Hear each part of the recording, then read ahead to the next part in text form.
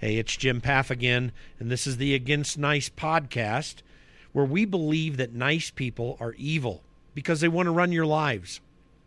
We promote culture and government that values voluntary decisions left up to you.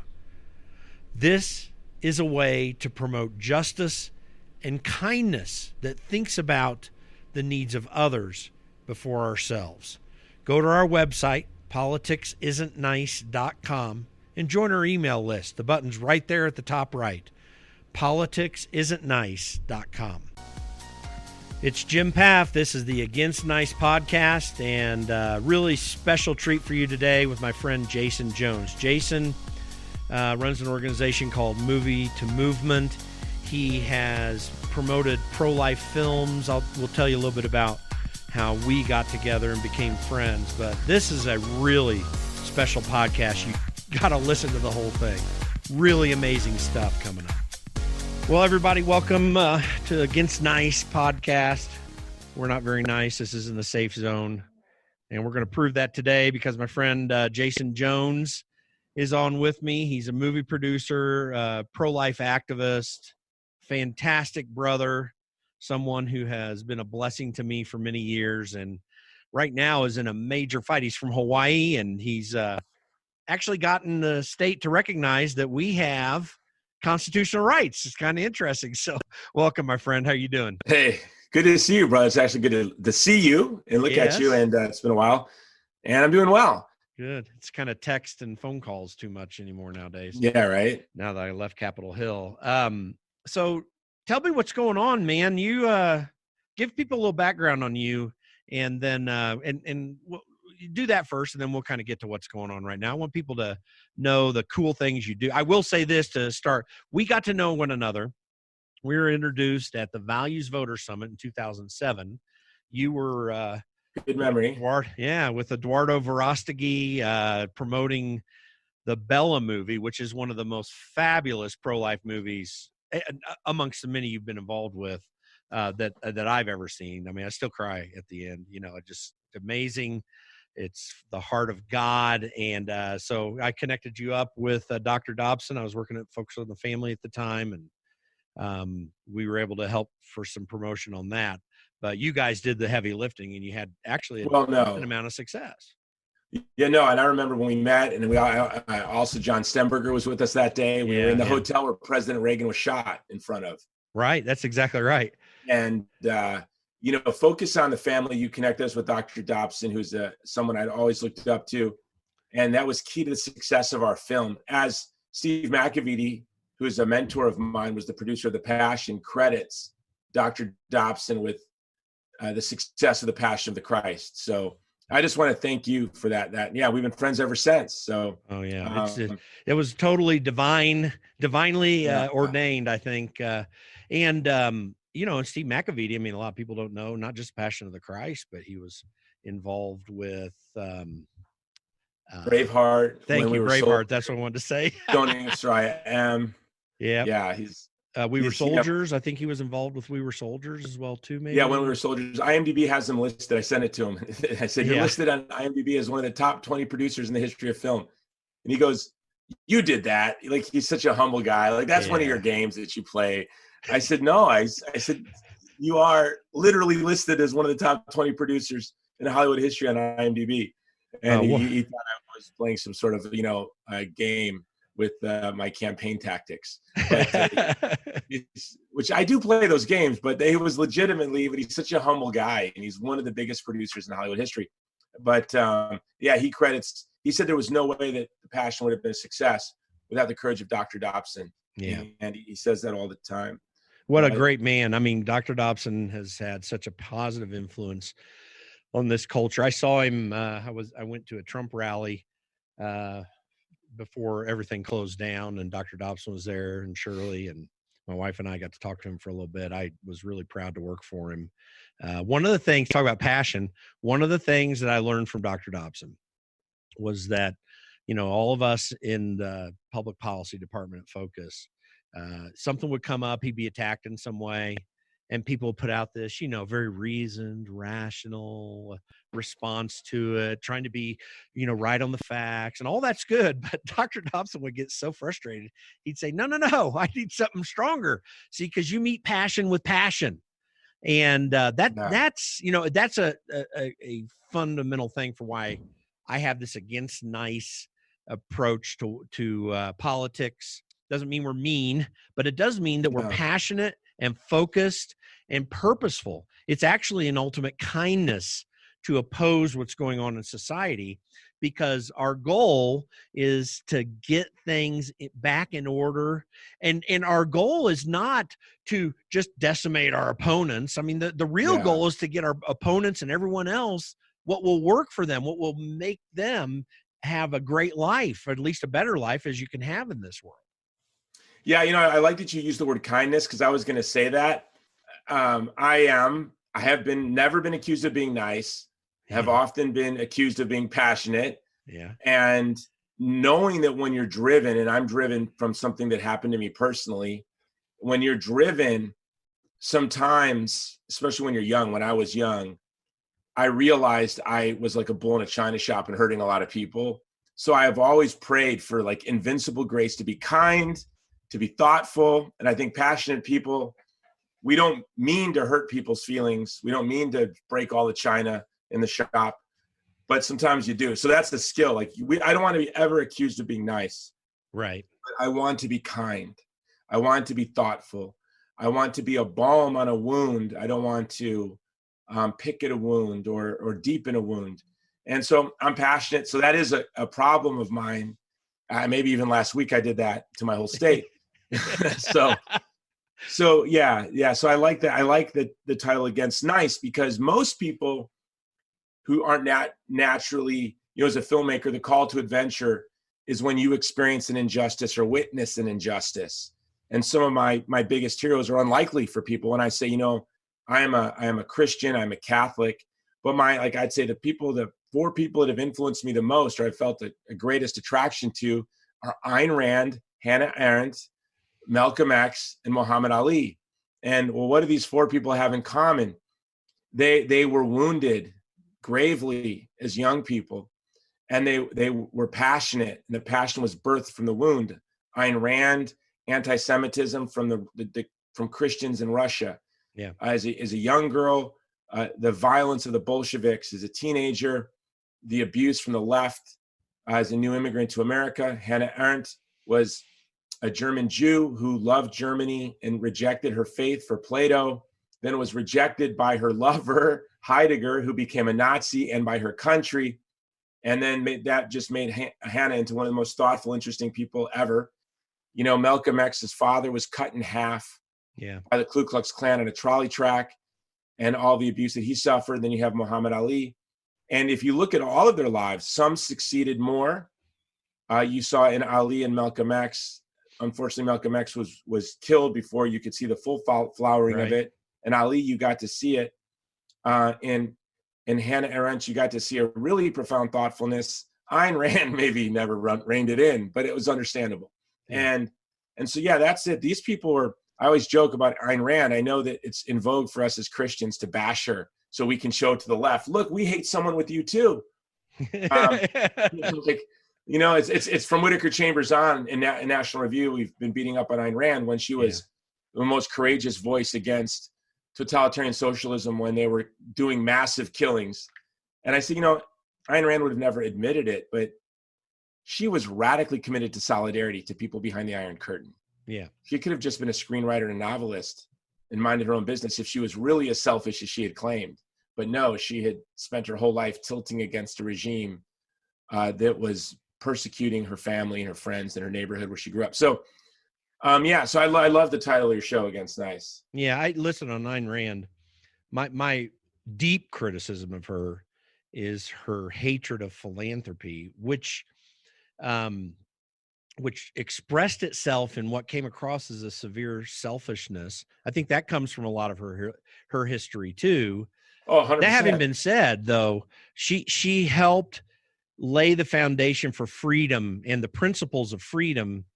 And I'm not, and objectivism too. She was an atheist. She rejected God, And again, I think you do. I heard a podcast where you talked about this, one of your podcasts, and it's unfortunate and sad. I mean, we're believers. We're sincere about the beauty of what God created, and what He intended to do for mankind, what He does for mankind by grace, even with all of our deep failings.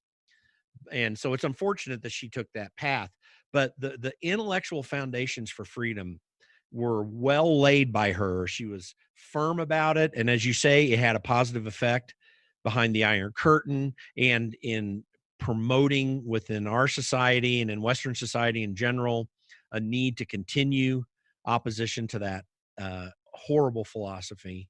And so she still needs to bring praise. But I tell you, the one that I'm passionate about, like you are, and I love the fact that you are, is Malcolm X. What an amazing story! Yeah, right. A wounded, tortured young man, in subject to the worst forms of racism that we've ever seen in this country, began his political activity as an adult, frankly, a little toward the violent side. No, not entirely there, but really kind of endorsing that. And then just has an epiphany, has a change of heart. And what a beautiful change of heart it was. It is tragic that he was killed, because he could have been an amazing voice moving forward. He had dozens of years left in his life when he was killed. And that would have been a great positive along the lines of Martin Luther King. That's the direction he started going, and a firm, passionate, clear voice, a great intellect. It was a tragic loss to our country, in my opinion. Yeah, no, and you can look at it like, for example, is the work that his daughter Ilyasa Shabazz does. That's like a continuation of who her father was becoming. And, it's obviously a young man whose father is cut in half by men holding guns. Is going to look to violence as a solution. And I just want to address Ayn Rand really quick. Like, she had a diminished view of the human person. She had this individualism, but what she never could understand, because of the scandal of the church in Russia at the turn of the century, she couldn't understand that her whole philosophy was really grounded in Christian anthropology. Yeah. And she stripped it down. She didn't understand that. And I get her fear of philanthropy. Every time she met an altruist, in the first 30 years of her life, they were trying to kill her, whether it was a Christian or whether it was a socialist. So I think she just, when she heard someone use the language of altruism, I think she literally was having a fight or flight response. Her body was saying, run for your life.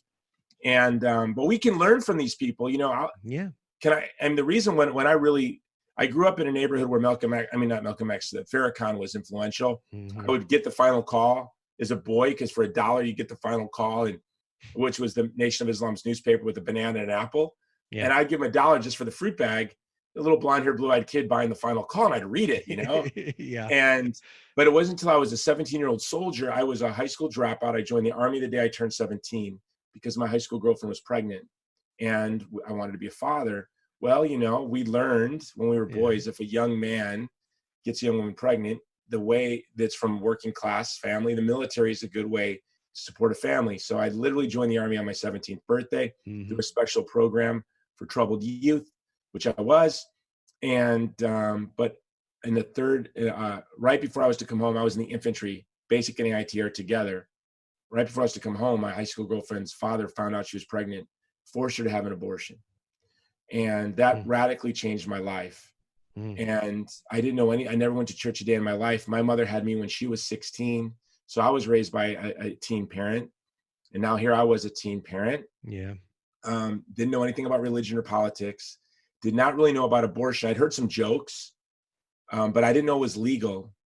I kind of knew it was a thing, but it was just something strange. It's not like today for young people. They don't understand. We were protected.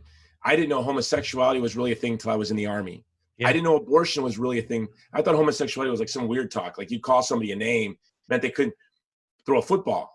I thought someone said, "Oh, what does gay mean?" Oh, it means you can't play sports. Like, oh, you're gay. You throw like a queer. Honestly, that had nothing to do with sexual orientation. Like, we didn't understand that. Yeah. So when I was got to my duty station at Schofield Barracks, Hawaii, there was a young guy, black guy in my unit. He was my roommate, and he had NWA, it's late 80s, had the NWA poster, and he had a Malcolm X poster. And on the poster, it said, I didn't land on Plymouth Rock. Plymouth Rock landed on me. And my friend explained that to me, that his dad was literally cut in half by the Ku Klux Klan on a trolley track. And the abortion issue had so addled me. This was like 3 months after the abortion. I see this, I'm rooming with this guy and I see the poster. And that's when I read his autobiography. My roommate had his autobiography. And then that's when I really resonated with that feeling of being ambushed by the world. Like, you know, and you're in a fight for your life. You didn't pick the fight. And as a young Black man whose father is attacked by the Klan, I was a young boy whose child was, he was actually, Malcom X was a boy. I was a boy, really, 17 years old, whose girlfriend had a forced third trimester abortion. And that's why, and I was very angry. You know, I had 3 Article 15s my first year in the Army for fighting. Wow. And 5 total, because I had 2 the next year. And then I became a parent. I had a son when I was 18. And the Article 15s ended the moment my trouble, my anger, my violence ended the moment I cut my son's umbilical cord. Wow. Yeah. That's almost a Ben Hur movie experience, you know? It's like he took the sword out of my hand. You know, it's like suddenly life comes together. We miss these moments in life so often because and they come to us constantly by God's grace, to be candid. Yeah. And if we only want to listen to him, and it's a miracle when you because just like with Malcolm X and Ayn Rand, anger in certain areas where your life has had deep disappointment can drag you down to a place of potentially of no recovery. And yet when these things come, it radically transforms us when we receive it. And God can work in those areas. I mean, I think that's an amazing story. Yeah, we should see it in other people too, right? Like when we see somebody really pro-abortion or really for gay marriage or gay rights, you know, as Dave Chappelle calls them, when you see a militant alphabet person that wants to persecute Christian bakers, you have to wonder, is this somebody whose father disowned them because of same-sex attraction? Or, you know, when you and I were boys, effeminate kids were just tortured. Yeah. Utterly tortured. I did it, you know? And then when we see a whole generation of what we call social justice warriors, of people wanting to create safe spaces, I'm responsible for that. I'm partly responsible for that. I was a young boy who would, you know, call people all sorts of names because they couldn't play sports. They were effeminate, not knowing it had anything to do with sexual orientation or attraction. Look, and I want to be clear, I'm a Christian. Sex is ordered for procreation and uniting people in the marital act for the creation and care of children. But also, I don't ever want to hurt. I want to be kind. And as a passionate person who fought aggressively for traditional marriage, I was always trying to be kind while advocating for ordered, you know, the law to conform to the truth about the human person and human sexuality. It's very hard to do sometimes, you know, without knowing we're dealing with all these people who are hurt in so many ways. Yeah. Well, and, you know, I ran the marriage amendment in Colorado in 2006, the year before we got to know one another. And I always argued from an intellectual base to propose that measure because too many people, I regard homosexuality as a sin just from a Christian perspective. I don't regard homosexuals as inhuman for the very reasons that you talked about. There's so many people that get that attitude in their mind. Same-sex attraction's not a sin, right? It's not a sin for someone to have this. Right. It's just to act upon it. It's not a sin. You know, I have other than my wife's sexual attraction, right? Right. I confess, you know, you know, men, and I suspect my wife might have the same problem, you know, with men, that we're just human, but that doesn't make it a sin. And even when people have same-sex attraction and they fall into sin, that doesn't make them, and we've never said that actually, but I can see how people who grew up when we grew up, experiencing what they experienced, are hyper-vigilant and seeing our advocating traditional marriage as a dog whistle for hate. Well, and when I was in college, I went to Indiana University, and I didn't know it at the time, but the dorm that I went into my first year, was about a 50% homosexual population. And like you, I had I had the same thing. Yeah. Yeah. I had never experienced homosexuals in my life. I'd never been around anyone that I knew at least was a homosexual, but I never hated. Well, I had a lot of friends. My roommate was a homosexual. And so, I treat them like human beings. They're just guys, we talk. And as I got to talk to these guys, and this is anecdotal, I'm not saying this is the only way, but another harm that comes is so many of these guys told me that they had been sexually abused or raped when they were very young. Now, you can understand the pain. That is painful. They were young, abused. And again, I'm not saying every homosexual goes through that, but that's another area where, the anger can come in. When we are harmed, anger can come in. Yeah, no, right. And I get that. And look at Milo was destroyed. I think what Milo did was so beautiful.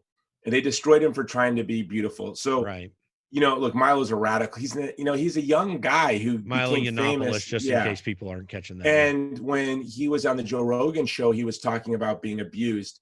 And he did what people who are abused do. He didn't minimize how other people experience abuse. Right. He became clearly uncomfortable talking about him being abused by, I think it was Father Mike. And he said it didn't hurt me, and he made a really off-color joke, and people said he diminished the severity of sexual abuse. No, I saw a victim using defense mechanisms talking about his own abuse. Yeah. And he was talking about his own abuse in a way to express empathy. Yeah. And it is always dangerous, especially for us as Christians, where is the line between sharing one's own struggles and then one creating scandal or luring people into a position of calumny against you? So it's a beautiful dance that we get to have as Christians who try to be charitable. Like, how much do we share? If we share too much, we create scandal. If we don't share enough, we create scandal because we think we're better than everyone. If we share too much to the wrong person, we'll lure them into the sin of detraction or calumny. So we don't want to do that.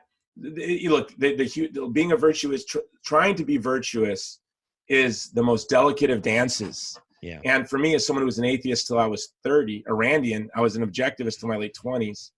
I'm an awkward dancer. I step on your toes a lot. So I'm trying not to step on toes. But I tell you, I love learning to dance, and I love getting older and seeing, wow, I don't hurt people as much anymore. I'm more thoughtful. I'm more empathetic. I think a lot of it's grace. Right. A lot of it's, I was really bad at it before, so I could improve quickly. Mm-hmm. But it's still, in times of stress, like the shutdown, where there are very strong opinions on both sides, mm-hmm. It becomes challenging again. Just to kind of close the loop on the whole Milo thing, it's amazing to me that, and he had his excesses, and there were things I didn't like. I'd become acquainted with him a little bit, and I like the guy. I think he's kind of fun to be around. But the sad thing is that the same people who hate Christians, who are all, and there are those out there that are truly kind of mean, that will totally reject people because they don't fit into their little tribe well enough. They did the same thing to Milo in public. So, this type of thing really misses. This is why I promote kindness that has its harsh edge, or at least to the recipient, seemingly the harsh edge, because you're speaking truth. Even Milo would see that harsh edge, when we talk about, or would talk about what we think about homosexuality and stuff from a biblical perspective. But what can be beautiful in life, and you do this well, and I think it's why both of us really hit it off right away, is that we love being around people, figuring out what's going on with them, taking the time to figure out, okay, what's behind all this, whether it's good or bad, what's the key here to this person's life, and then connecting with them right there where they're at. That is the most important thing we can do in life. I've been saying a lot lately to Christians. I said, you might not be walking in a Christian manner if you're not at risk of being accused of hanging out with tax gatherers and sinners, so to speak. Not that you're, and prostitutes, not that you're out trying to, be known as a person that hangs out with prostitutes or whatever.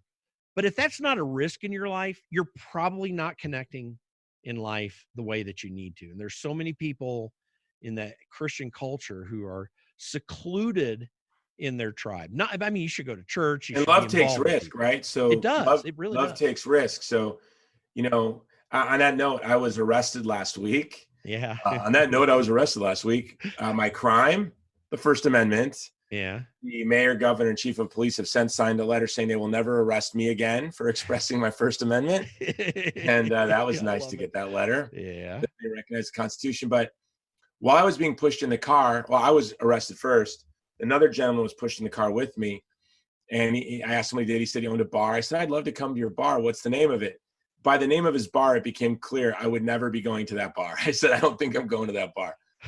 And it was a different type of bar. Okay. Yeah. And I thought, okay. And then for the Reopen Hawaii event, I'm getting hundreds of messages.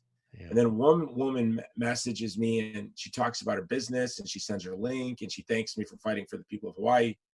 And it was clear from her link, guess what she did for a living?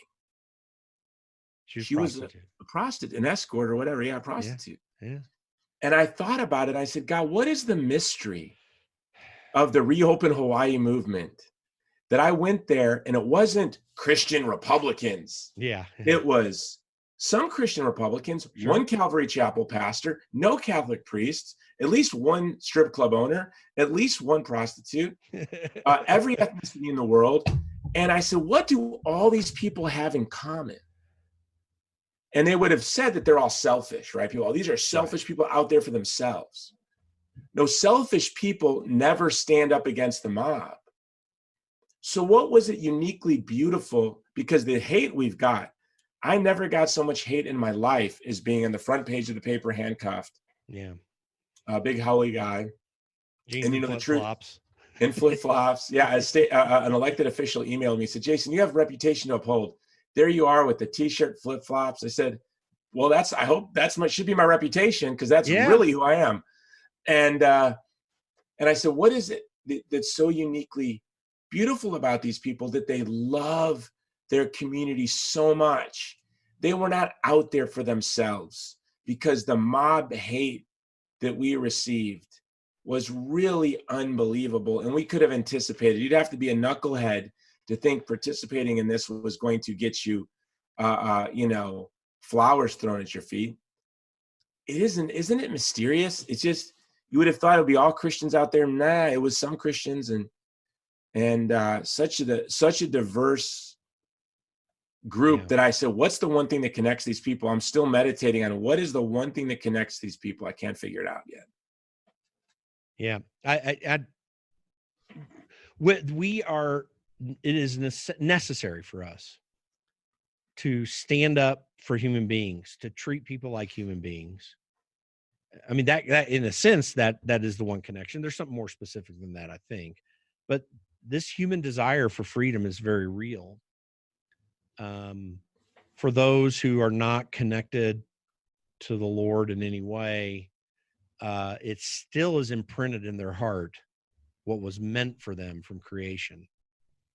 And I think that comes out in this area. I don't know that that's the answer to it, but the thing that is so important about what you went through last week, which, just to make it very clear, there was at the state capitol. By the way, when I saw the video of you standing there, I'm sitting there thinking, where's Magnum PI? I've seen him go by there. They used to do filming of Magnum PI there from time to time. But anyway, the thing that we have to remember is that the human condition. Just to tell people, there was a rally at the state capitol last week, and the police were fairly aggressive. They're there in Honolulu. People were fairly aggressive. The police were very aggressive at taking people out of it, arresting them or running them off. There was a military cordon operation ran on groups of families. It's bizarre. Yeah. It was absolutely nuts what I saw. And we're in a place right now, and this is why what you did last week is so important. Other people are doing it around the country to varying degrees of effect. We have a government that has insisted that it has the ultimate authority on our rights in certain circumstances. But there is no ultimate authority that they have over our rights. Our rights are founded, first of all, in God. Our Declaration of Independence makes this very clear. And we codified as best we could, and it's the best document in the history of the world in this regard, the rights that we have in the Constitution and the Bill of Rights, which have given us freedom for generations. And that comes under threat because certain politicians who are scared for their skins or don't understand what real individual liberty is, and that's a fundamental principle of our country, believe that when they are superseding our rights in the meantime, just like the New Jersey governor said, he didn't even think about the Bill of Rights when he put his order out. He said, no, clearly none of them are. Yeah, no. And we got to assert these things. And you pay a little price, but when we stand, we win. Again, against nice. I'm not trying to be nice about this, but we are fundamentally trying to assert when we're doing it our way or at our time, when others are not doing it as well, we inspire them to understand and remember what the foundation of those rights are. And that's what took place last week. And you got a good outcome with it. Kind of hit on that and then tell the outcome as well. Yeah. So the outcome is, well, first of all, I just want to say this, that I was there first and foremost because of my concern that this shutdown is going to starve hundreds of millions of people around the world. Absolutely. And my own state is not food secure. Hawaii is the most food insecure place in the developed world. And our governor and mayor have never once mentioned, 35% unemployment. Our stores are already seeing products not on the shelves. If we had this 18-month shutdown that some people are talking about, there will be hunger, real hunger in the state of Hawaii. And there is going to be starvation around the world already. David Beasley from the World Food Program saying over 100 million deaths this year it's already effectively inked because of the slowdown of the global economy, food production, and distribution. So that's why I was there. Sad that the Bill of Rights wasn't the number one reason I was there, but that was also another reason I was there. We were arrested. I was on video. People, wanted to share. It didn't sound. I said, we need to escalate this. And what I wanted to escalate was the police did not want to arrest us. That was very clear. They had orders to arrest us. They moved in 3 platoons for about a half hour. Things were great. Thought we were going to get in and out, do our thing, go home, barbecue. But they came in from about a half a block away in each direction. And then there was a street here, and they came in. And I was an infantryman. I've done cordons on villages. I know what it looks like. Like, this is a military operation. Yeah, it's being maneuvered. They could have just sent police officers in aloha shirts with notepads, and I think it would have gone much smoother.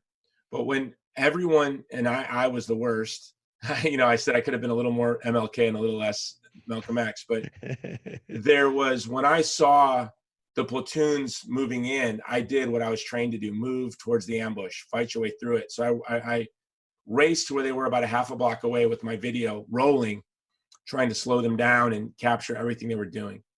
The police did not want to arrest us. At one point, one said, just pretend to walk away. When I was walking away, and I said, I'm walking away. I'm not going to pretend to leave. So you're going to have to make a decision. Follow your order or disobey your orders. So you had 30, 40 police officers there that were ordered to cite all of us. They cited 5 and arrested 3. So what that tells me is they didn't want to cite anybody. Mm-hmm. But a few of us didn't give them a choice. There was a Samoan chief with this big flag that was like, no, right, arrest me. And there was this woman on a microphone, and there was the bar owner. I don't know what he did. But there was just a handful of us that forced them to do what they were ordered to do. I really thought they would stand down and not give us any tickets because it was clearly illegal. They were operating under the cover of law to deprive me of my First Amendment protections. So they have now understood this. I think there's a letter from the governor, mayor, and chief of police that they'll leave us alone for now on, and I'll have my day in court. And I requested a trial by jury, a jury trial. I hope that's the case. I got arrested, and my real hope is that this stays peaceful. If we don't have large, peaceful protests now opening up the economy, when the food runs out, it's going to be chaotic and violent. So to me, the idea is let's escalate this now, folks. Let's get out to these reopen movements now while we've got food in our belly. Well, there's still hope, because when we become hopeless and when we become hungry, there will be violence. And it won't be those of us who are God-fearing and carry around our little constitution and people think we're kooks. It's going to be people who feel betrayed. It's going to be folks, I put on Twitter, all you people saying there's going to be hunger and poverty are dumb. Stop worrying. Money comes from the government and food from the store, and both are still open. Do you know how many people thought I was being serious and said, yeah, right? What are they worried about? Government's open and there's still food in the store. Food comes from the store. And so people are going to feel betrayed. When the bread and circuses stop, violence will inevitably, it just happens. There's, the old saying, we're 9 meals away from a civil war. 9 meals away from a civil war. So let's get out there now, open the economy so no one knows what it's like to miss 9 meals. Government creates these problems. We would have more flexibility on the back end of all this if if we didn't have current government restrictions on the movement of food. The USDA is, in my opinion, the most bloated, outrageous bureaucracy that exists in Washington, D.C. And you know this because you've been to D.C. When you drive towards the Holocaust Museum on Independence Avenue, and there's that big walkway above those 2 buildings on each side of that. They're huge, massive buildings. That's the USDA. And it looks like something out of the Soviet Union. It does. It's crazy. Those buildings are frightful. Can I show you something I have on this right here? I can reach about 100 books on this shelf of the most influential books in my life. And here's the 2. They're right here. These 2 books, Death by Government by Rummel, that documents the genocides, democides, and total wars of the 20th century. And of course, this sorrowful, horrible book, The Black Book of Communism. The number 1 and 2 killers in the 20th century. Number 1 was famine. Number 2 was direct violence from the state against the people. But it's a bit misleading because the greatest amount of deaths by famine in the 20th century were caused by statist mistakes. Ukraine, tens of millions of people died in Ukraine because Stalin shut them off. China, Ethiopia, and of course they blame a lot of these on blah, blah, blah. It was the mistake of statists. In China, it was they kept farmers from their farms. And actually, that was what my degree, my thesis was on in college, was on how corruption saved China. Finally, the farmers bribed their way onto their farms. So maybe we're going to have to start bribing our way to get to work. You cannot. I made a FaceTime Live the other day. You remember the 90s? There was this commercial. I think it was selling diamonds. It was like, a butterfly flaps his wings in the rainforest of Brazil. A leaf falls. A frog hops on the leaf. The frog scares like a bird. A bird flies. Next thing you know, it's like your boyfriend buys you a diamond ring. Diamonds are forever. It was like something like that. Okay. We all got that. Okay. You get how a butterfly flaps his wings gets you a diamond ring. Okay. But you don't get how a global economic shutdown starves people. Conspiracy theories, Jason. But it's normalcy bias. It's this idea that tomorrow's going to be like today because today is like yesterday. But there are days like 9/11. There are days like December 7th, 1941. There are days like when Archduke Franz Ferdinand was shot. There are days that change everything. And are we living in an era where everything is changing, where Bill Gates and Fauci and your governors are not talking about the Bill of Rights, are not talking about food security? I'm trying to use this, and I'm going to use this interview right now. Hawaii was a state created by agriculture. It was a state that was created really after the Civil War, or during the Civil War. The North needed sugar. And that's where you get CNH sugar. That empowered these planters. It led to the overthrow of the Hawaiian Kingdom, led to Hawaii becoming a state. It led to these huge industries needing Filipinos and Okinawans and Japanese, and it built who we are. We're really a people that were made by the agriculture industry. Then in the 90s, again, because of trade agreements, our ag industry was obliterated. So we have a state that used to feed the world, today cannot feed itself. So I'm advocating what I call the Hawaii Food Security Act. The people of Hawaii, we shoulder the burden. Hawaii, Puerto Rico, and Alaska shoulder the burden for American shippers because the Jones Act protects American shipping. That's right. But we have to pay 20% more for everything. You ever see those commercials? More in Alaska and Hawaii. It's not because we're further away. A lot of this stuff's coming from Asia.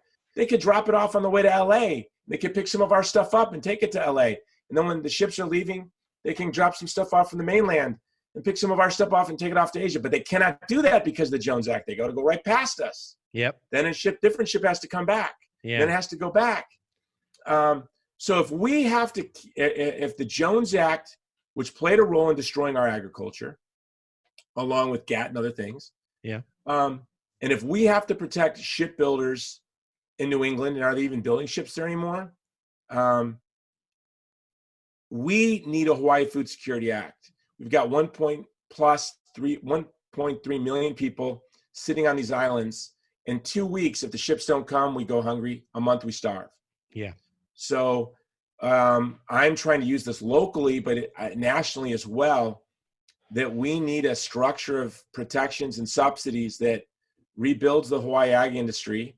You know, just as the immigrants that were brought here and exploited and used to build an industry were getting ownership and participation and management and becoming farmers, you know, owning farms, just as the Filipinos and Okinawans and Japanese were getting in leadership roles of this, you know, in this industry, and they were getting ownership in this industry, it was swept away. And now we are literally the most food insecure place in the developed world. So that's what I'm hoping comes from this. But you know, our governor and our mayor have never once mentioned, we've got a plan for that. They've never once said, hey, we're thoughtful to the Constitution with our orders. It's fear mongering for power. It's really unbelievable. Yeah. It's really unbelievable. It's out of the scope of reality. By the way, the USDA also plays a role in food insecurity in Hawaii because of the sugar laws that we've got. There's so much that also impacts us.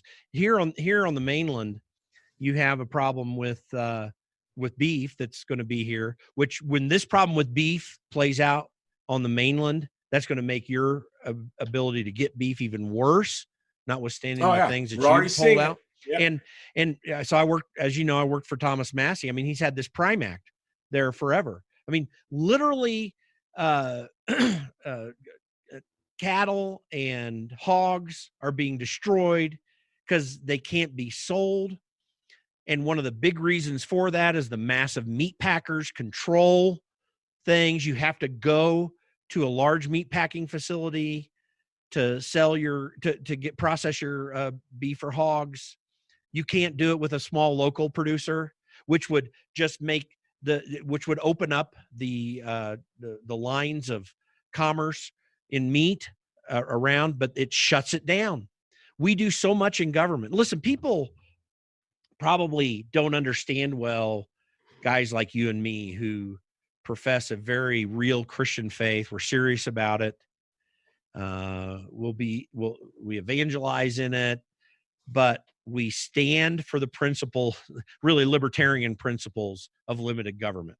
And that's hard for a lot of Christians to understand. Actually, a lot of Christians stand for big government. They want big government programs to do what they want to do rather than just give people the freedom to do what they need to do. I mean, it's one of they don't do it in part because they see people like Ayn Rand who they have a real problem with. And they don't see individualism is not necessarily a good thing, but the individual is supremely valuable.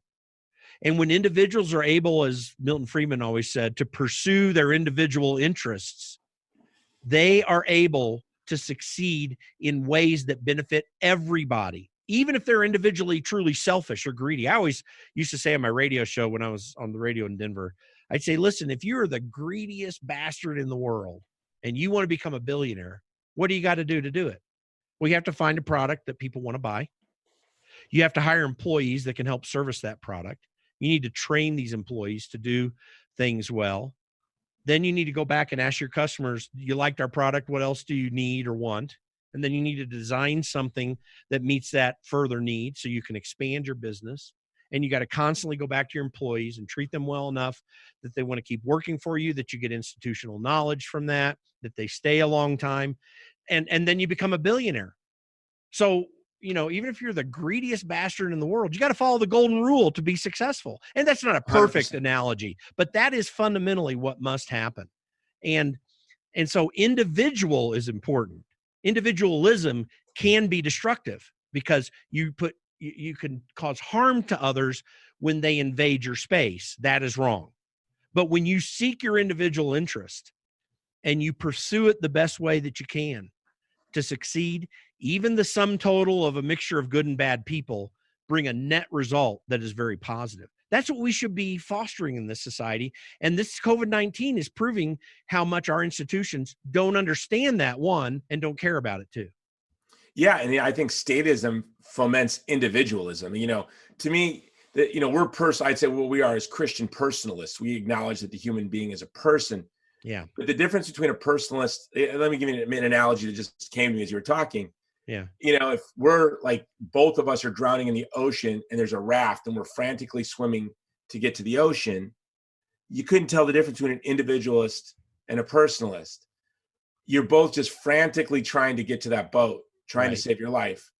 But once you're in that boat, you paddle to pick up the other person. So that's what personalism is. Yeah.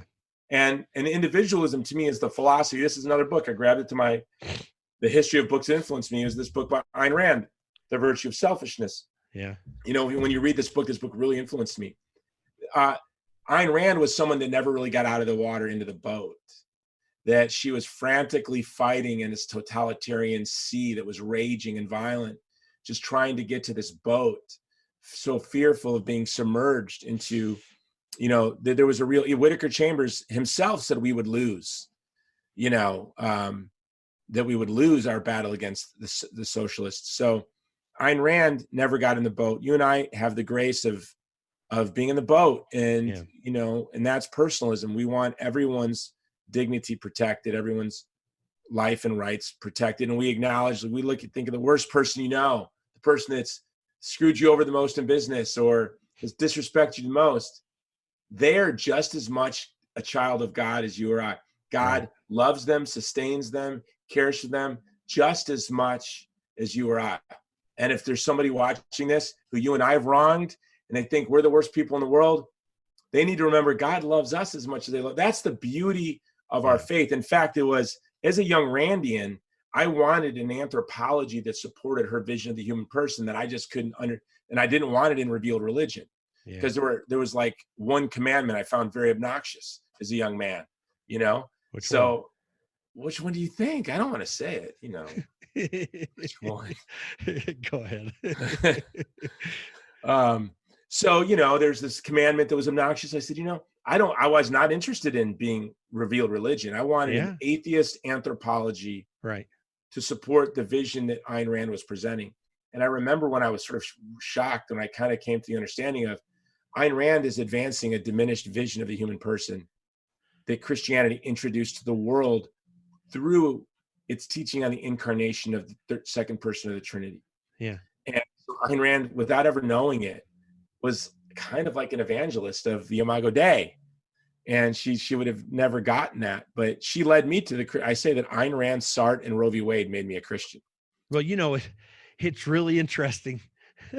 I mean, you just point right to what Jesus said, that the whole law and the prophets hinge on two commandments. Love the Lord your God with all your heart, soul, mind, and strength, and love your neighbor as yourself. Yeah. And this is where that kindness, by the way, comes in. I went on my website, I make this part of my argument for the against nice principle from Micah 6:8. He has shown you, O man, what is good, and what does the Lord require of you, but to do justice, to love kindness, and to walk humbly with your God. And real peace comes within that exchange. And but so many people don't understand the justice principle. I mean, it really is justice for all. It's not, as some people have done on the whole homosexual activist movement, it's not justice for everyone except the homosexuals that we hate so much. It's not justice for big business at the expense of small business. I mean, all these dichotomies that you can find. It's a permanent and clear set of principles of truth that are the foundations of all justice. And we don't ever figure it all out. I mean, because there's something we're learning all the time. But those principles, that truth exists, and those principles are firmly established within the human heart. And this is why we care for the individual at every level, in any circumstance, at any time. And anyone, again, if you're not at risk of being accused of hanging out with prostitutes and sinners, you might not be engaging with the culture in the right way. If that's not a risk. You're definitely not working on Capitol Hill. Yeah. Well, can I address something you said that I want to address? I guarantee there's people that take the title of your show to justify just their own crappiness. Right. So, we're not saying be a jackass. There's this great expression that was the Yaffers put on T-shirts in the early 60s from that great book from Eric Vogelin in the early the Walgreens lecture series from the early 50s. I forget the name of it right now, but it was "Don't Amantize the Eschaton." Do you remember that? Oh, yes. Yeah, and really what that means is don't turn our faith into an ideology. Yeah. But you can spot the people that do that. Yeah. Because they're as crappy as the socialist, any other ideologue. Right. They treat our teaching on human sexuality or marriage or life as a way to brutalize and scapegoat and be thoughtless to other humans. Yeah. We're not saying that. You're not saying that when you're saying don't be nice. When you do that, you're really, in a way, you're amantizing the eschaton. You're making our faith into an ideology. And these people are brittle. They're not persuasive. You find that their children leave the faith. Look, if you're watching this, and not necessarily, but if your children left the faith, if you're not in a lot of baptisms because of relationships with you, and you're lonely, and you have to start fake social media accounts with not real pictures, to communicate to people so that everyone doesn't run from you, you have turned your faith into an ideology. Right. And it is so much richer and more beautiful than that. Yeah. And it's more, like I said, it's a dance. It's a challenge. It's like an ideology is a mere face. Yeah. It's not an active participant in life. And the distinction I make is between niceness and kindness. I talk a lot about, there's a bumper sticker I saw many years ago as I've thought through this whole process, but it said, "Mean people suck." I mean, that is such a profound clarifying statement of niceness, because nice is subjective anyway. What I consider nice is some subjective element that means something to me, that if I don't see it in others, I either ostracize them or seek to impose them to change to my construct. But reality and truth is much broader than this. That's why kindness which is an action. It's kind of like love is a verb, so is kindness. Kindness requires a selfless pursuit of the good of others. Yeah. Whereas niceness judges, perceives, and demands compliance. Niceness is love of self. Actually, niceness is, I'll give you two examples, and a great example of that. Dave Rubin had on two Catholics. Uh-huh. One was Bishop Barron. No, I'm going to mix it up. It was Dave, not Dave Rubin. Ben Shapiro had on Bishop Barron. I'm Catholic. A lot of your audience probably likes Bishop Barron. Yeah. He's a nice guy. We're friendly. Yeah. I know him. He is a nice guy. So you have Milo asked about human sexuality, homosexuality, And he's very clear on the church's teachings. He even is self-deprecating in himself. He goes, well, but you're a homosexual. And then Milo makes a joke. He says, well, God and I have an agreement, you know. But he clearly stated, and how many of us have done that? You know, how many of us made little private side contracts with God in our imagination to get around his very clear teaching? So he's showing humility there. He's being self-deprecating. You know, when Bishop Barron was asked, he used ambiguous language. When he was asked by, I believe it was Ben Shapiro, when Bishop Barron was asked about do you have to accept Jesus Christ to be saved or be Catholic to be saved? Rather than clearly express the church's teaching, which would be the loving thing, he did the nice thing, which he said, it's the privileged way.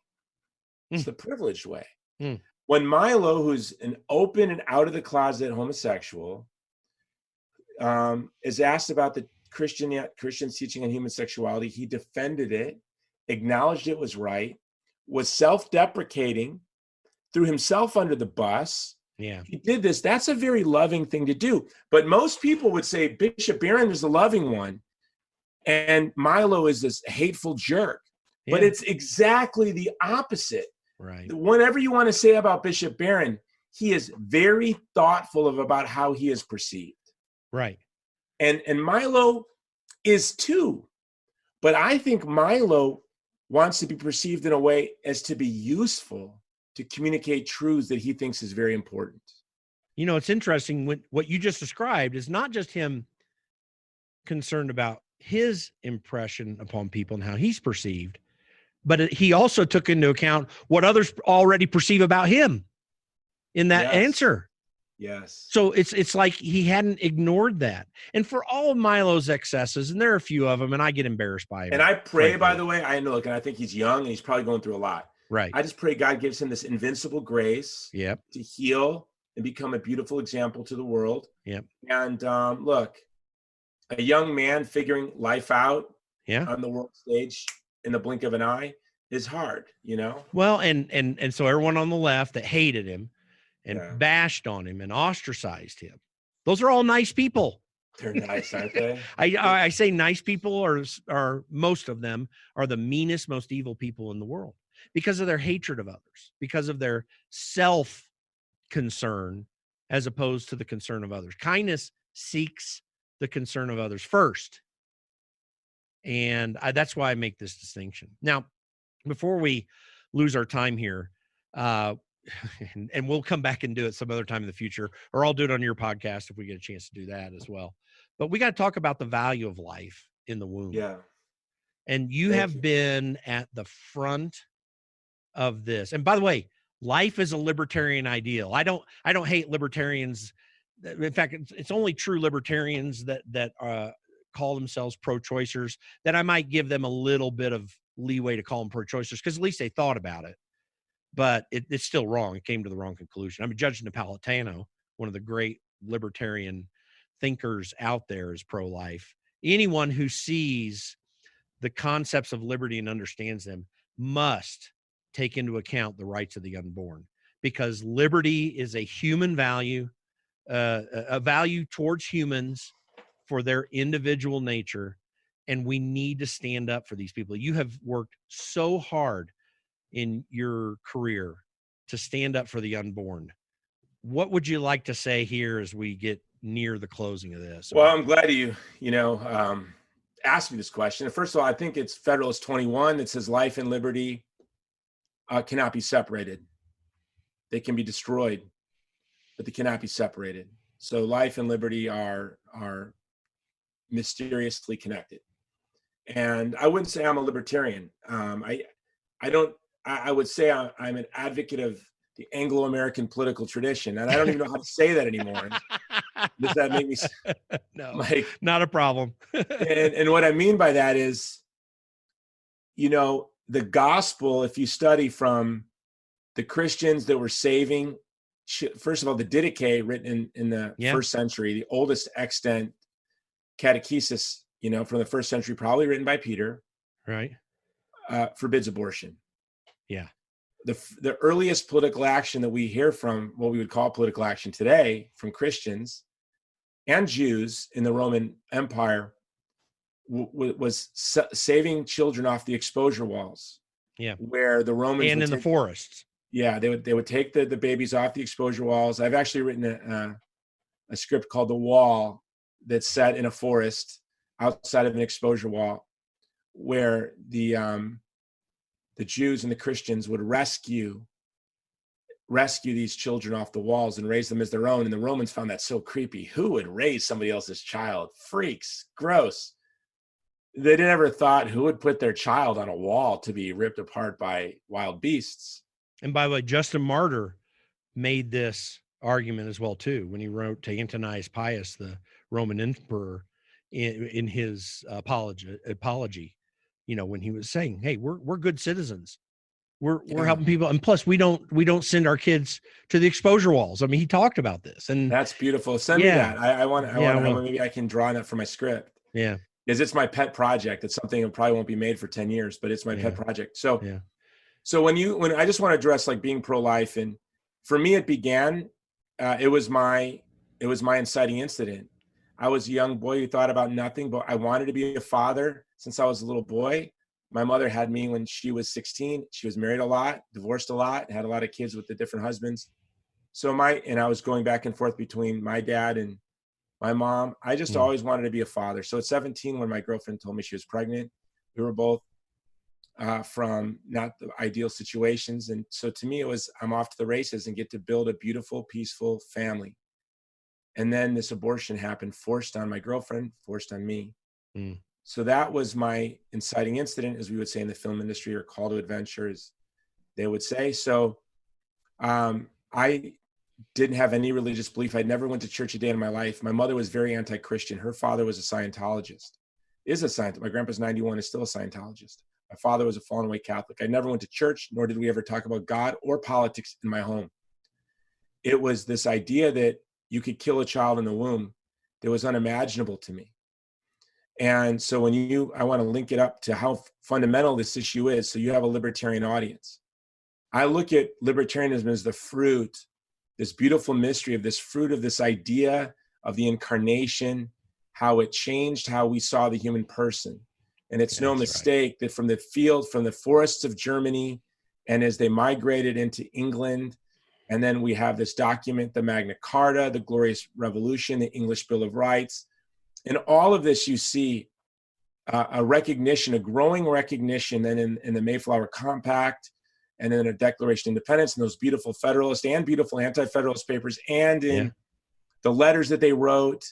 It was really just this flowering of this understanding of the beauty of the human person that our founding fathers had, that they thought was self-evident because they were raised in a Christian society. It is not self-evident. It is the fruit of Christian anthropology.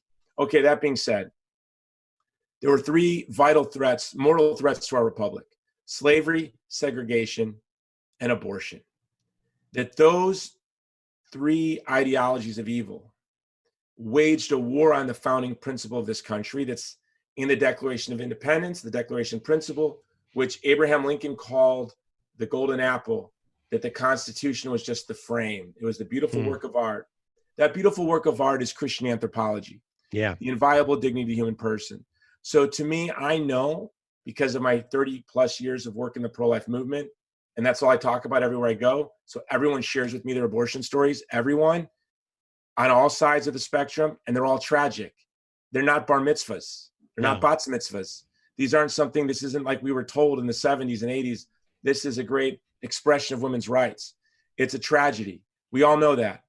But this is what you need to know, libertarians who see this as like just a peripheral issue. Abortion wages a war on liberty because it wages a war on life. You know, and I know, we all know, the biological beginning of the human person is when that little part of the mother meets the little part of the father, and there's a new person. That's when life and liberty begin. And all human persons deserve protection from violence, especially the most vulnerable. We need a preferential option for the vulnerable. That is in people. We need to order our lives around protecting that, working with our cousin that's addicted to painkillers, or our best friend who's going through a divorce. Our whole life needs to constantly be ordered around caring for the vulnerable. There's nobody more vulnerable than a young girl with a tiny child in her womb. They both need to be protected from violence. Look, if we don't see legal protection for the child in the womb from the violence of abortion in our lifetime, our republic will collapse. Yep. Because it rests on a vision of the human person. And Yeah. Roe v. Wade radically changes our vision of the human person. You know, anthropology, a person's anthropology says everything about what they believe, what they think. You know how a lot of people in the finance area will say, yeah, whatever you do with all the money you make says abundantly about you. Well, ultimately, your anthropology sets every bit of where you stand in morality, in your understanding of economics, of any science and of government. And Christian anthropology, this is why I had gotten to know Andrew Breitbart before he died. We were working on a few things together. And, you know, he used to say he was an agnostic, and he used to say, listen, I love Christians. We would not have freedom without the Judeo-Christian ethic. It just doesn't exist. And fundamentally, even though the American Constitution laid out in the words that were laid out, as expressed philosophically through the Declaration of Independence, the Federalist Papers, and even the Anti-Federalist Papers, as you pointed out, is the closest we've ever come to an understanding of the ultimate truth related to mankind. But it is not something we worship at. We utilize it. We need to stand for it. This is fundamentally what we need to do as a society. But ultimately, it's only just the closest expression of the ultimate understanding of who mankind is that's ever been written out in a governmental document. And we have to understand, and as people who believe in liberty, who believe in the ultimate nature of who mankind is, we have to dig as far back as we can. Just all this, honestly, from Plato and Aristotle all the way to now, mankind's pursuit of an understanding of ultimate truth, pagan though it may have been in their case, but everything that all this received wisdom down through the ages is just the ultimate pursuit of man to figure out what is ultimately real. Well, what we know in this life that is real is that mankind is supremely valuable, that individuals in that group of mankind are eminently valuable and deserving of their individual freedom and down into the womb of their life. And these principles are worth asserting. And we can't even assert these constitutional principles without that greater understanding. And this is, I mean, I intend to engage on this constantly on this podcast. Thank you. Because it's really important for people to understand. It's much bigger than just the Constitution. Yeah, you libertarians, I know some of your audience wants to sell that issue down the river, wishes that issue didn't exist. Yeah. Because it exists, though. Yes. And you cannot sell it down the river. Yeah. It is fundamental. Yeah. There's a lot of libertarians. I was a member of the Libertarian Party, you know, until I was 27. Yeah.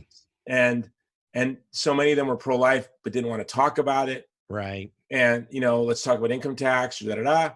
I said, guys, this is fundamental. I didn't know how to articulate it. I didn't understand it at the time. I was still an atheist looking for an explanation. I've been in love with human beings, you know, like in awe of them since I was a child. I do the spiritual exercise. You know, I live in airports, and where I'll walk through the airport, I'll sit there and I'll look at people and like as consciously look at them and try not to be creepy about it. You know, you got to like avert your eyes and kind of move around, but look at them think about your own child, the people you love most in your life. Look at them and know God loves that person more. They're more fascinating, more beautiful. They're the most beautiful thing in the universe. You could fly in any direction for all of eternity, and you'll never see anything more beautiful than that person across the way in the food court, you know, sloppily eating a hamburger, you know, and they got an onion right here. That's the most beautiful created being in the universe. And sometimes, because I've been doing this now for 15 years, you know, you walk through the airport And I'm just in awe. Like C.S. Lewis said that God has to give us a bit of a filter so we don't see each other as we really are, because we would fall to our knees in adoration of every human person we look at, because each and every one of us is literally made in the image of God. Yeah. And so imagine, like, if we could see each other as we really are in the cosmos, we could not walk down the street. You couldn't. Yeah. Because you would literally fall to your knees like those angels dropped before Mary. And you just wouldn't be able to, you couldn't be able to take your eyes off this person. Nancy Pelosi, you'd be just like, whoa, the most beautiful, nothing in the created world is more beautiful than Nancy Pelosi. That is true. It's true about me. It's true about, who do they hate on our side? Who's the most hated? Steve Bannon. He's a friend of mine. Yeah, I know Steve. Can I tell you something about Andrew Breitbart before we go? Yeah, tell me. So I've got permission to tell this now. Andrew is a good friend of mine, as you know, and we were working on a reality show. It's going to be Andrew, myself, Jennifer Cadena, who's the co-founder of Movie to Movement, and this DJ Menelik, who's a Sufi advocate of chastity, who's like one of the biggest DJs in LA, and awesome. And Andrew, who is Jewish, and we were going to travel around the country in a Winnebago, and so going to political events and on the left and challenging them. This sort of a Latina, right, a Black Sufi Muslim, a devout Catholic, and Andrew. And so we were talking about the show, and then Andrew said, Jason, after the singer, she drowned. What's wrong? My brain's freezing right now. Right before Andrew died, in her bathtub. Oh, Whitney Houston. Whitney Houston. After Whitney Houston died, I don't know what it was about that experience. I kind of do, but I'm not going to really say. So after Whitney Houston died and was left by her friends in the bathtub till the party was over, that had some strange effect on Andrew. And he said to me, Jason, and I was never going to say this publicly, but the family said, no, you can share it. He said, Jason, in our show, he's like, I realized I'm a Christian. I believe in Jesus. I've been hiding from it for too long. I'm a Christian. So in our reality show, every week, I'm going to get baptized in a different denomination. He didn't want to take it to me. He's great. He was great. So I said, Andrew, it doesn't work that way. Like, you get baptized in a Methodist church, the Lutherans are going to accept it. You go to Calvary Chapel, the Catholics are going to accept it. You go to Catholic church, you get baptized. We're all Christians are going to accept it. Now, you can't go to Jehovah's Witness or Mormons. Right. But all Trinitarian Christian religion, we all accept one baptism. And he said, he didn't get it. He's like, no. Every week it's going to be a different church. I'm like, it doesn't, no one's going to baptize you a second time, Andrew. But so I just wanted to share that with you, that, and I didn't want to tell the story publicly because I didn't want to, offend his family, but it got to his family, and I didn't realize that they became Christians too. So I'm glad to hear that. I have to tell you, I hadn't gotten to know Andrew really well, but when I was working for Tim Huelskamp in his congressional office, and Tim was taking on Warren Buffett, and Tim was the one who caused Buffett to talk about this, I pay less in taxes in tax percentage than my secretary or whatever. Well, that was a Tim Huelskamp thing. He went after that. Tim was great. So it was literally 3 days before he died. I was on the phone with Andrew, and I was like, okay, because Tim really wanted to take this on. I was like, okay, here's the deal, Andrew. This is what we're doing, blah, blah, blah. And I said, listen, we need to take the bastard out. He says, yes, we're going to. And we really had started to think through that. And then 3 days later, he died. But, he was a real warrior for good. And I'm going to, by the way, have David Brody from CBN on my podcast coming up sometime soon. But David, I had this conversation with Andrew that I told you about earlier. And then he talked about on the David Brody interview. This guy really understood the value of Christians. And he did it because he went to Tulane University, down near where they buckle the Bible belt, and got exposed to a lot of Christians, had hated Christians before that. And they all treated him with love and care, and it really impacted his life. And I'm glad to hear, I hadn't heard that story. And so I'm glad. Peter Schweitzer is a good friend of mine and was a really close friend with Andrew as well.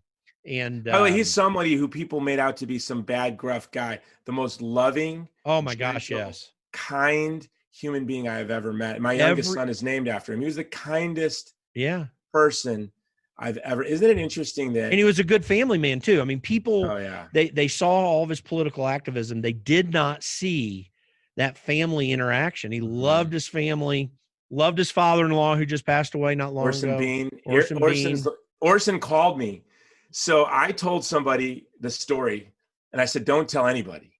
So he calls Orson and Orson. So here Orson Bean calls me, like the legend. And he's like, I'm not kidding you. It was Orson and then the family. And I don't know who was who. And they were all like, Jason, where is Andrew? Somebody said, where is Andrew? And I was like, what? I'm going to cry, where is Andrew?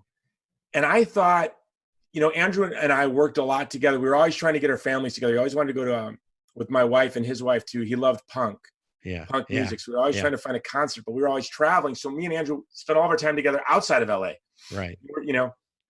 And so I didn't really know his family. So they were like, where's Andrew, Jason? And I'm thinking they're still maybe culturally Jewish or practicing Jewish. And I said, what? They're like, is he in heaven? And I said, I said, well, if anyone is in heaven, I have to imagine it's Andrew. And she said, well, no, but he's not a Christian. Did he tell you, then somebody, I think it was Orson, did he tell you, he said kind of firmly, that he wanted to become a Christian? And someone had told them what I told them. I'm Catholic. I believe in baptism by desire. Right. If you did this came about during the times of the great persecutions in the early church. Yeah. Some people were killed. That's why we have very liberal rules on baptism. Like you can be baptized by someone who's not a Christian. Yeah. Of all the sacraments in the Catholic Church, you can literally. Dantonist controversy. I mean, it came from when you were in prison, about to have your head chopped off or whatever. You could say to the pagan, "Hey, baptize me in the name of the Father, Son, and the Holy Spirit with this water." And that's why we as Catholics can sprinkle it. The baptism. They got to submerge. Well, we had to talk about that in the first couple of centuries when people were like, "We just got a little bit of water, and we're in prison, and there's no believers here. Can you baptize me?" Yeah. But the church also said, well, listen, come on. If someone is there dying for the faith and is longing for baptism, they're baptism by desire. So someone said, I'm not going to throw my friend under the bus. He said, so-and-so told us that Andrew told you that he wanted to become a Christian. I said, listen, I didn't tell anyone but that friend and I told Steve Bannon and another person. I said, I'm not baptizing the dead here, but yes, I don't mean to offend you, but that's what he said. And they said the Catholic Church teaches you, they're not Catholic. I found out they're born again believers. Yeah. Yeah. Did you tell them that in the Catholic Church teaches you can be baptized by desire? Just that what is this baptism by desire? I said, yeah. I mean, if you long to be baptized, and he longed to be baptized every week, I said, yeah, he's baptized by desire. There's no doubt about that. And then I just heard his whole family cheer, Oh, that's great. Cheered. And so as a Catholic, Saint, I will canonize him. St. Andrew, pray for us. Yes. But I can't. Now all these Catholics, groypers, are going to get mad at me. But no, he is, in my book, a saint and a beautiful man. And I pray to be as loving and as kind and as gentle of a man as Andrew Breitbart. That he's the kind of guy that you always saw the real work of God in, even whether he was connecting with him or not. You know what I'm saying? I mean, it's just amazing. He was a good guy. I really appreciated him, and what a wonderful man. Well, that's awesome. Mensch. Yeah. Yeah. Well, we've gone a long time, and we're going to do this again now. Yes, sir. Hopefully on your podcast. Yes, you're on my show. Definitely on mine too. We'll have a lot of fun with this. And I want to say this to you. You have been an amazing friend to me. And we're thousands of miles away.